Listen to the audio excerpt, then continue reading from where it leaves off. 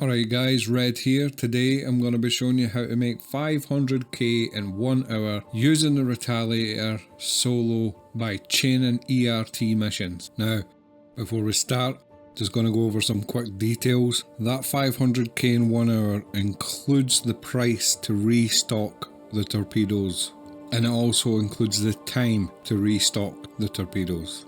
And the basic outlay of that is we accept an ERT group mission, then we go and do that, and then we accept a single ERT mission and we do them back to back with a restock at the end or in between. It doesn't really matter where you put the restock, you know, because the money's just going to keep coming in. But you can do the ERT group mission and then the single ERT with 6 torpedoes in one run. So from the group ERT you get 96,250, and from the single ERT you get 27,500, which comes to 123,750. For a full load of torpedoes, say you use 6, that's going to cost you 23,190. So roughly you're making about 100,000k every trip, okay? And that's every 12 minutes. So you do 5 runs, that's 500k.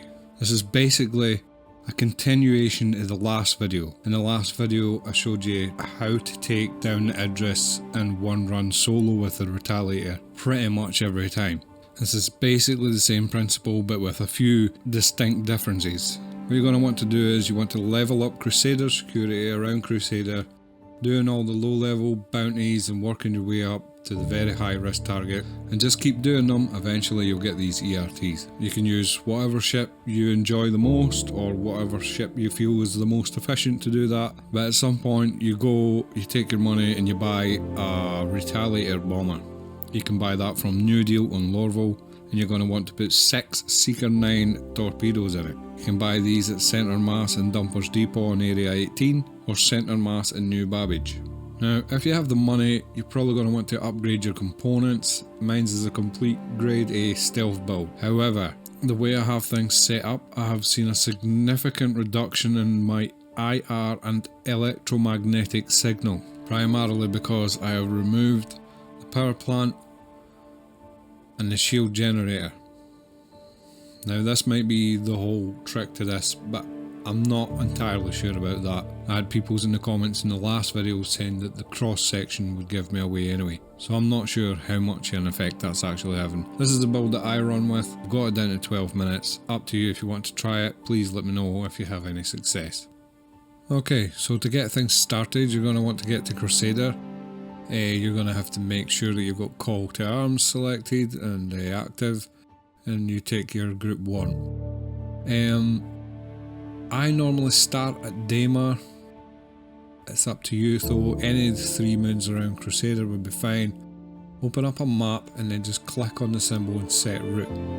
Doing this any other way, you stand to lose a lot of time from messing about with the navigation controls because they're so buggy.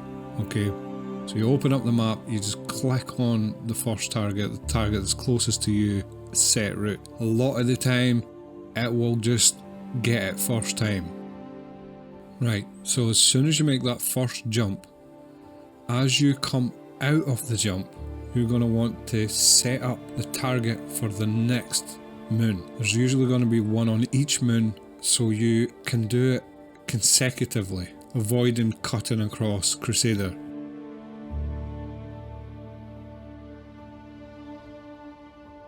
So you've seen there that I selected Yela, I just clicked on it, hit set destination. Now I'm going to want to come in low here. I want to get down as far as I can to around about the target's altitude.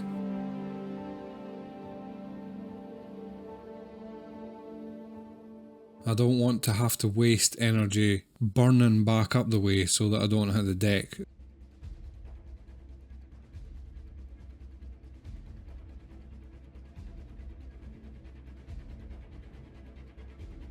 They should pop up at about 13 kilometers. You'll see me slowing down a lot. If you need to fire a second torpedo, you want to do it from in front of the target.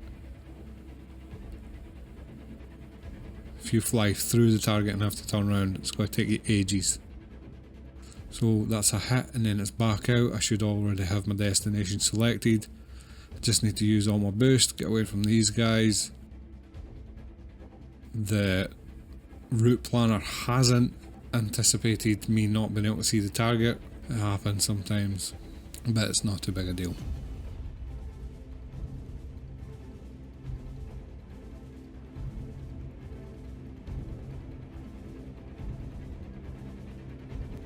Always make sure and remember and get your boost and your shields or whatever you need topped back up for the next run. Okay, this one's an asteroid belt. It's a bit different. Again, we jump in, we set up the next destination. That one just went to Daymar and not the target, but it's okay, we'll readjust when we get there. The asteroid belt's a bit different. There's no friction in the air to slow you down, so you need to start slowing down a bit earlier, and it also tend to show up a bit later in the asteroid belt. So you need to slow down quite significantly.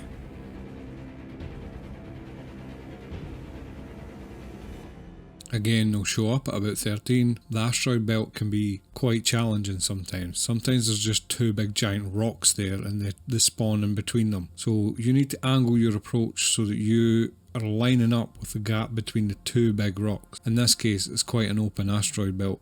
But in other times, I normally have to swing out quite wide right or left to make sure I'm going to have eyes on the target. If you're struggling to correct yourself, I just hit VTOL and strafe up in the direction away from the direction I'm trying to slow down. That allows me to keep my nose on the target.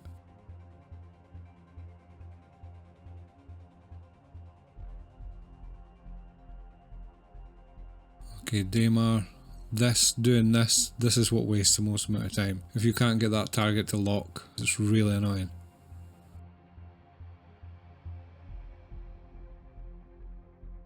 So here we're setting up the next contract. We're looking for a single ERT mission, and you need to make sure that it says the destination, last seen at Eagle Flats or something. If it doesn't say a destination, that means it's one of those ones that's out in the middle of nowhere with no jump point to get to it. Obviously you want to avoid those ones. And the reason we cycle them like this is because by the time you finish the group ERT, there isn't another group ERT to pick. So you'd be as well making the 30k in the interim time period. I find Daymar's got a bit of a thicker atmosphere, so you can really book it in here and it's still quite easy to slow down.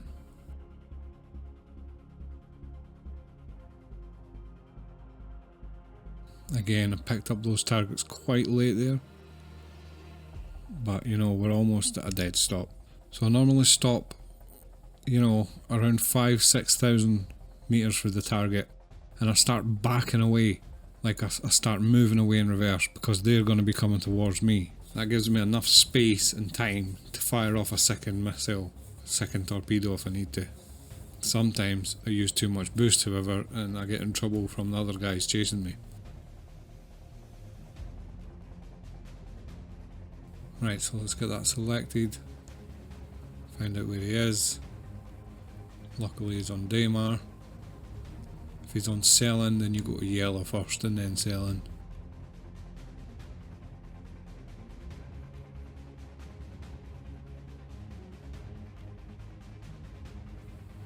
And here I'm setting the destination for where I'm going to rearm. So in this case I'm looking for Showdown.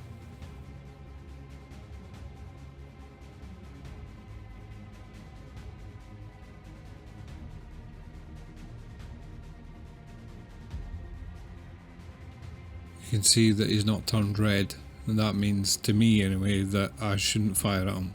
I have had crime stats for hitting white targets, so I would avoid it. And then it's back to rearm as fast as possible. Because it's a moon, there's not much atmosphere to exit.